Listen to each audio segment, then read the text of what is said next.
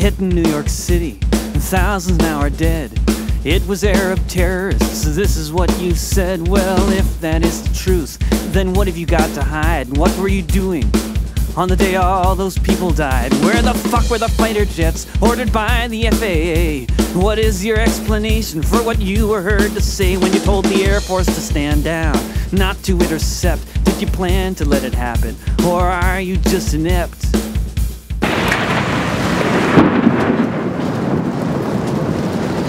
It's the summer of 2005. We're here in the streets of New York at Ground Zero. My name's Michael Kane. I'm an investigative journalist. I write for From the Wilderness publications, FromTheWilderness.com, and I contributed a chapter to a book called Crossing the Rubicon, The Decline of the American Empire at the End of the Age of Oil. So the book mainly focuses in on 9/11 and the deception that's involved in what really happened on 9/11. Now, conspiracy, when we bring up this word, often is followed by the word theory. Or nut. Or nut. But there is no crime that individuals are convicted of more in the United States than conspiracy. 9/11, by definition, was a conspiracy. Unless you believe Osama bin Laden remote controlled those 5 airlines. From a tent in the desert, right? Right, in some cave in Afghanistan, there was obviously collaborators. There was people involved in this crime. The only questions left are, who was involved in this crime and why? You know, when I think of shock and awe, I think of the fact that most people saw the towers explode on their TVs, and the effect was to shock and awe the viewer, and then subsequently facilitate many foreign policy and domestic goals of the neocon agenda, which is outlined in PNAC, the Project for the New American Century. Well, that's very interesting the way you frame it. First off, if we were going to conduct a real criminal investigation, 9/11 was in fact crime. One of the first questions any investigator asks is, who benefits? Now, when we look at 9/11, clearly Osama bin Laden, Al-Qaeda, the Taliban, these groups that have been pinned with the blame for 9/11, clearly they did not benefit the most. The people who benefited the most are the people who are in control and power of this country right now. You said bin Laden was your friend, but he isn't anymore. Since you mentioned Al-Qaeda and bin Laden, it's not that people don't hate American foreign policy and wouldn't mind seeing something like that happen, but are they capable of pulling off such a complex military operation is another question, isn't it? That's very interesting, and perhaps they are. You know, I've heard some people, such as Ward Churchill, who's done some great work, wrote a great book on COINTELPRO, actually, maybe the definitive work on COINTELPRO. He has said that to say that the 9/11 conspiracy didn't happen from Arabs planning it and actually happened from the Bush administration is dangerous waters, because it makes people believe that brown people aren't intelligent enough to pull this off. Now, while I understand Ward Churchill's point, a close analysis of any of the points around 9/11 prove this to just be completely false. And one of the big items in the news is the Downing Street memo. It was a memo that proves what we already knew, that the intelligence was not there to show that Iraq had weapons of mass destruction, and in fact the intelligence was being cooked, it was being made up, it was fraudulent in order to allow a war to happen that was already planned, that they already had it in the works. Claims that Saddam Hussein was harboring these weapons are false, 100%. And we now know the Bush administration knew this far in advance. But the original deception, long before the Downing Street memo, was 9/11 and what really happened that day. One of the biggest deceptions that former National Security Advisor Condoleezza Rice, who's now our Secretary of State, said over and over again is that we had no idea that aircraft would be used as weapons. And that's why 9/11 took them by surprise. No idea, huh? Well, we know for a fact that is a 100% lie. They claim to not know that this was going to happen, and yet within hours of it happening, they had all these names and information of who the hijackers and... Right, that's right. In fact, over 11 nations and intelligence agencies across the world had warned that suicide hijackers were planning on hijacking planes and crashing them into Israeli and American monuments on the week of September 9th, 2001. Now, if that's not specific enough, I don't know what is. If they had no idea that aircraft would be used as weapons, why then in October 24th through 26th of 2000 did the Pentagon stage a mass emergency drill in response for a hijacked airliner being crashed into the Pentagon? And that was 1 year before 9/11. In July of 2001, at the G8 conference in Genoa, Italy, all the airspace was closed down. The G8 summit was ringed with anti-aircraft guns due to intelligence reports that Al-Qaeda and other terrorist agencies were planning on hijacking aircraft and crashing them in to the G8 conference to kill President Bush, just 2 months before September 11th. It was all mainstream reports that this came out in. When it rains, it pours. Yeah, that is certainly true. The best example is the Pentagon. Now, World Trade Center 1 is hit at around 8:47. World Trade Center 2 is hit at 9:05. Yet still, 9:37, almost 40 minutes after the second building is hit, the Pentagon is struck. Now, the Pentagon is the most restricted airspace in the world. The Pentagon has surface-to-air missiles on top of it. Why weren't they deployed on September 11th? Maybe somebody what was slept going in? on there? There is no way what we saw happen on September 11th that it could have happened solely and entirely from a conspiracy outside of the American military and political apparatus. It is not possible. The standard operating procedure requires That's right. that What within is the 10 standard minutes, operating the procedure? standard operating procedure requires that within 10 minutes of a plane being off course, the Air Force be notified, and that at this point it leaves from FAA hands into NORAD and into the military's hands. Once that happens, planes are to be scrambled immediately. On the morning of 9/11 itself, the Air Force was running multiple war games in the air. They were running simulations of hijackings happening over the continental United States. So when in real life, on September 11, 2001, planes were on their way to the World Trade Center, the Pentagon was using fighter pilots to respond to pretend hijackings. That's correct. One of those drills was called Northern Vigilance. What that drill did is it pulled aircraft, Air Force responders out of the northeast sector in over Alaska and Canada. They had no chance at responding on September 11th when the attacks happened because they were busy. Thrown away. They were kept occupied via these exercises. The Air Force fighter jets can respond in 10 minutes or less, and yet, how much time passed? On September 11th, in over 90 minutes of hijackings happening in 4 or 5 separate planes, no planes make it in time.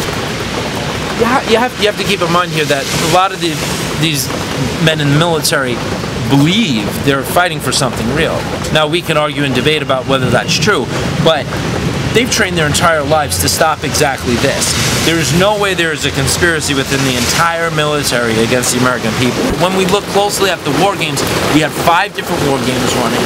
One at least was a live fly hijack drill. That was Vigilant Warrior, which was What do you mean quoted live fly? That means there was actual planes in the air simulating attacks, terrorist attacks, hijacking, because the fighter pilots who had trained their whole life for this moment, they were too confused, they didn't know where to go. In the calendar year prior to September 11th, 67 times Air Force responders were scrambled properly in response to an off-course aircraft. Now, this happened in standard operating procedures, FAA law, that this happened in this way. Now, I went down to the 9/11 Commission, the final hearings in 2004, and I tried to ask some questions about the war games. In particular, I spoke to General Ralph Ed Eberhart. Now, he headed NORAD on the morning of September 11th. NORAD's the agency who's in charge of watching the skies. Now, I asked General Eberhart who was in charge of coordinating the multiple war games, because we know for a fact that the games were in fact coordinated. We had a NORAD official by the name of Major Don Arias confirm that for us. He stated that there is a maestro, a hijack coordinator, a war game exercise coordinator. It's most likely that either Dick Cheney or Ed Eberhart were the maestros for the war games, but General Eberhart's only response to me was that of no comment. He refused to comment as to who was at the source of coordinating those drills. The reason he won't comment is because those war games hold the key to what really happened on September 11th? Well, as far as how much time passed since the response, that depends on who you ask and when you ask them.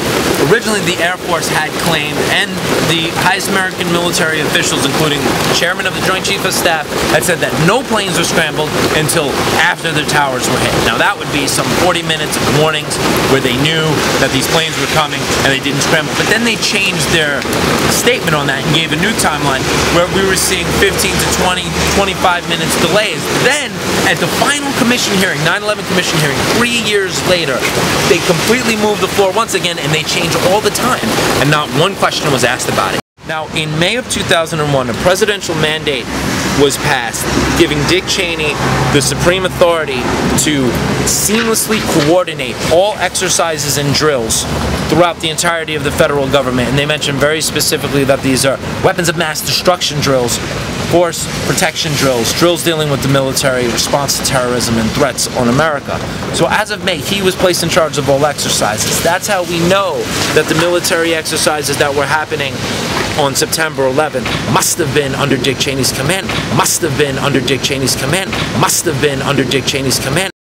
On the morning of September 11th, the war games involved false blips on FAA radar screens. Who in their right mind would schedule war games and exercises that mirrored exactly what the intelligence threat was coming in that they were expecting?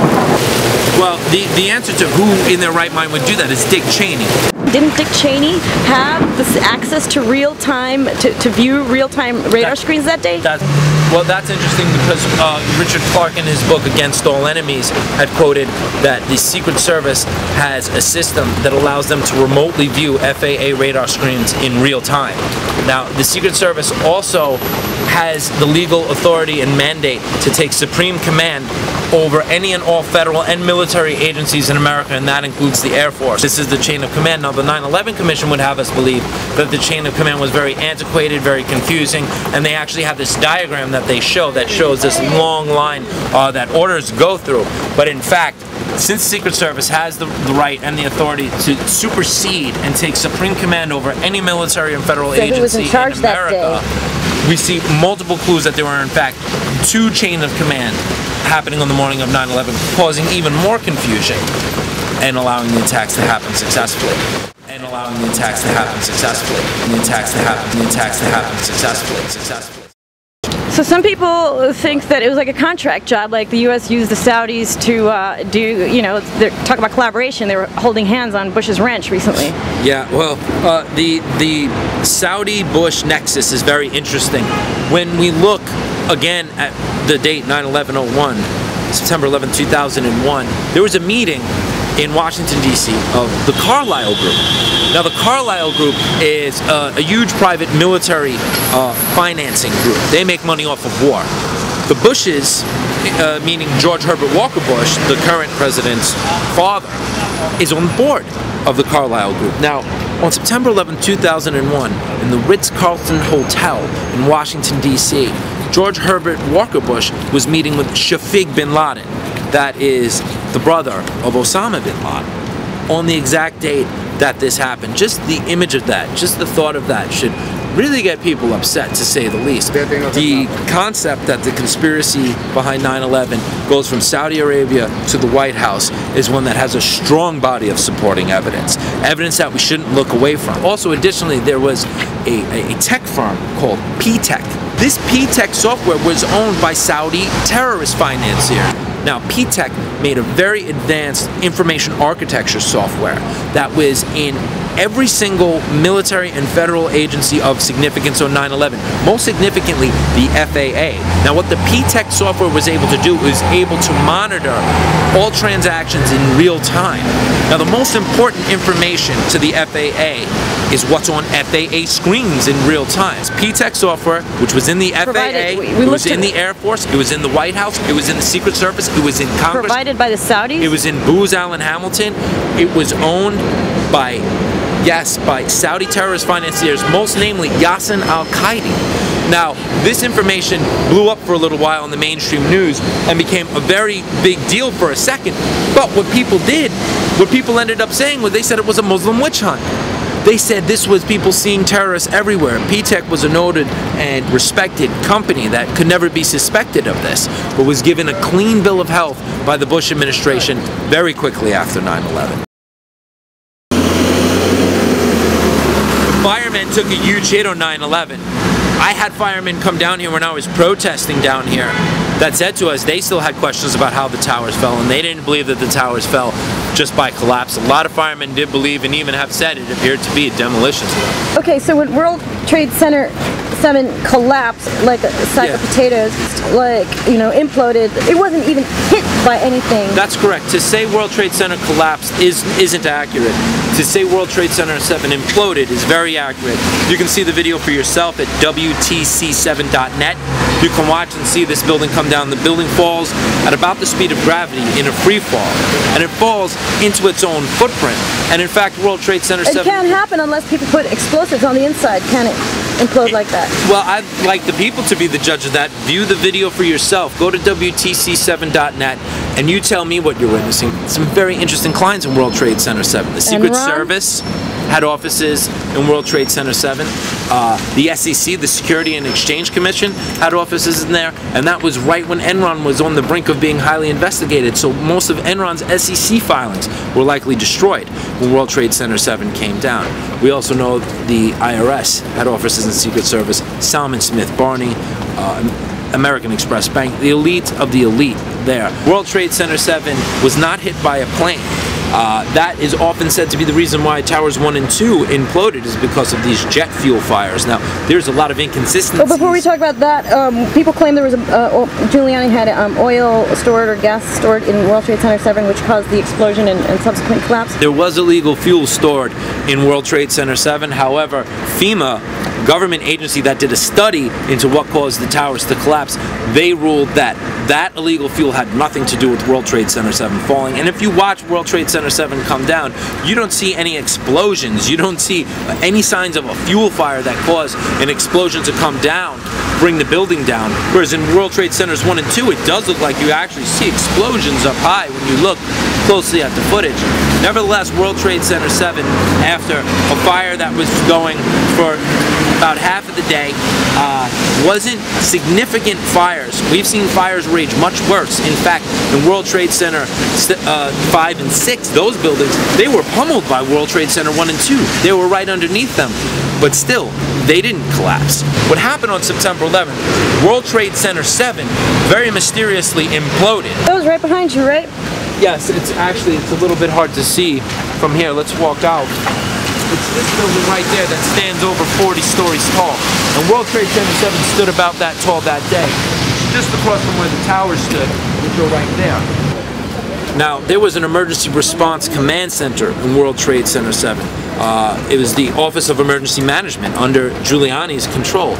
When World Trade Center 7 imploded, that was no longer able to be the command center, but coincidentally and conveniently, Tripod 2 had an exercise on Chelsea Pier that ended up being the emergency response center for September 11th, and it was from that day under Dick Cheney's control.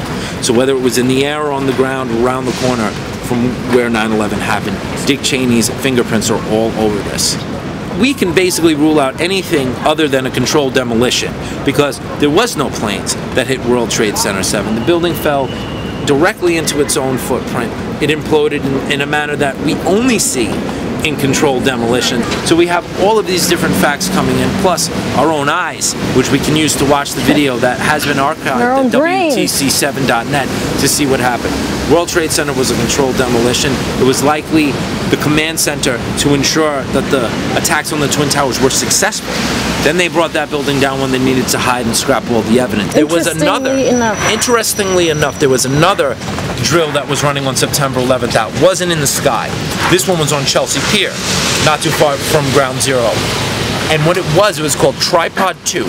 Now this drill was designed in order to set up an ad hoc medical center that would be needed in case of a real attack. And that's what they did on September 11th.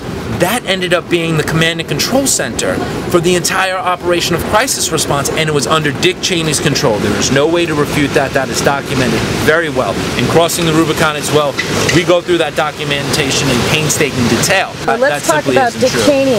After all, the president is the commander-in-chief. He was busy reading a story about a goat to kids. Well, the president is the commander-in-chief. However, we've seen multiple examples of Dick Cheney usurping the president's power and actually acting as commander-in-chief.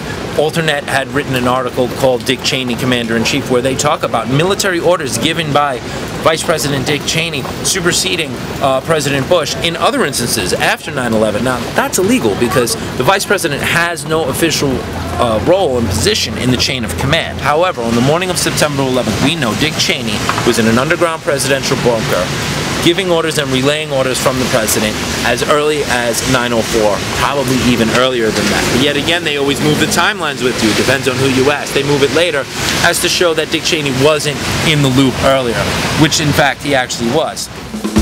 There's some distressing information, sir, which I think should be explained. Just which things have been lost and just what has been gained. The Project for the New American Century. Now that's often called PNAC. This was a right-wing think tank that in September of 2000 came out with a report called Rebuilding America's Defenses. And within it they envisioned an American century. They envisioned an American empire across the globe, the dominant force, the dominant factor. And they say, well, this is going to be a very difficult thing for us to achieve and to get support from the American people from, absent a catastrophic and catalyzing event like a new Pearl Harbor. A new Pearl Harbor. 1 year later, they got their new Pearl Harbor.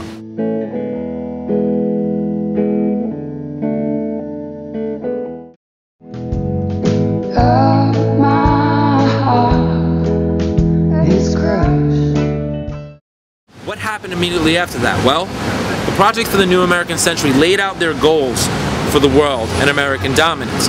All of those goals that the project themselves said would take a long time to happen absent a new Pearl Harbor, we've seen them fast forward. We've seen them happen and occur in an accelerated rate due specifically to 9/11. For example, the war in Afghanistan. America never would have supported a quick and swift invasion into Afghanistan. Americans didn't even know where Afghanistan was before 9/11. Yeah, but some people knew where Afghanistan was, and in fact they were salivating over the Caspian Sea oil basin and much of the oil. That's very true. The Caspian Sea area was believed to be reserved to some 300+ billion barrels of oil. That is a significant amount of oil. That's why we supported the Taliban against the Russians for so many years. That is in part why. That is true. It's viewed as a very important geostrategic region of the earth. However, once the studies came back on the Caspian Sea region, what was found, and what was found out right around the time of 9/11 by the oil elite, is that there was nowhere near the reserves that they thought were there. If there's 50 billion barrels there, that's a lot. That's where the numbers are now. Now we find ourselves in Iraq, where 11% of the world's known recoverable oil supplies Second largest oil reserves in the world. Iraq is second in oil reserves only to Saudi Arabia, which has 25% of the world's known hydrocarbon reserves. Now, when you strike oil, oil follows a bell curve. Doesn't matter if you're talking about one well or if you're talking about global supply. You strike oil, the oil production peaks and keeps going up until eventually it hits a plateau. And at that plateau, it levels out. That's the most production you're ever going to have. From that point on, you're going to have a downward slope. The evidence is in, the numbers are in, the world has just about peaked in oil, in our oil supply. What that means is whoever controls the last remaining reserves controls the war. That controls the world. That's the reason for the Iraq War. Weapons of mass destruction had nothing to do with it. They knew that from the did you know, by the way, they found weapons of mass destruction in Iraq, or the ones that we used on the Iraqis? That's right. It's almost a joke to claim others are harboring weapons of mass destruction when we're the only country ever that has used nuclear bombs on civilian populations. Yeah, that's right. So what's the big deal about burning 3,000 people in those towers because the state inflicts massive murder or whatever it wants? Those that are seize control of this country definitely have the morality to justify killing 3,000 Americans for what they view as a greater good. Halliburton Halliburton hasn't made out too badly, have they? No, Halliburton hasn't. Halliburton's a massive military and oil contractor. Yeah, they were run by Dick Cheney. They're giving sweetheart deals to Halliburton that stink of corruption. 9/11 has been what they've used to justify everything they've done in our name straight since September torture, 11th. Genocide. I really wish the left would pick up on this, because the right sure has been able to co-opt 911. Yes, the right has definitely done an excellent job of that. Again, it comes back to who benefits. We see very clearly who is benefiting. The right wing that has taken hold of this country and leading the sheeple into a slump. Oil reserves controls the world. The peak oil crisis that is going to come is going to make 9/11 look like a picnic, and the world is not prepared for it. And that's a whole other topic. I'm doing research into renewable energy. There's a whole other ball game to go in with that. Well, no amount of renewable energy is going to sustain a civilization on this scale, but you want to throw out a couple of websites? That is entirely right. For more information on September 11th and what really happened, visit 911truth.org, WTC7.net, FromTheWilderness.com, and cooperativeresearch.org. It's the top research websites using mainstream documentation to prove 9/11 was an inside job. 9/11 was an inside job. No question at this point. We have proved that. There's no way 9/11 could have happened without official military and U.S. complicity. And Dick Cheney's the main perpetrator. Dick Cheney is named as our prime suspect in the crimes of 9/11, and we lay out a chain of documentation just as we would if we were prosecuting a case in a court of law, and we leave it for the jury to decide. The jury is you. Thank you. My heart is crushed. I don't ever want to see Leonard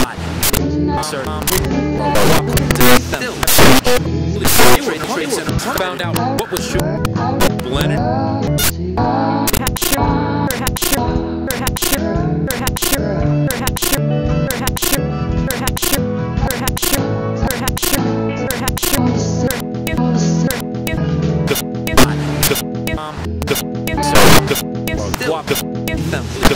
Trade Center.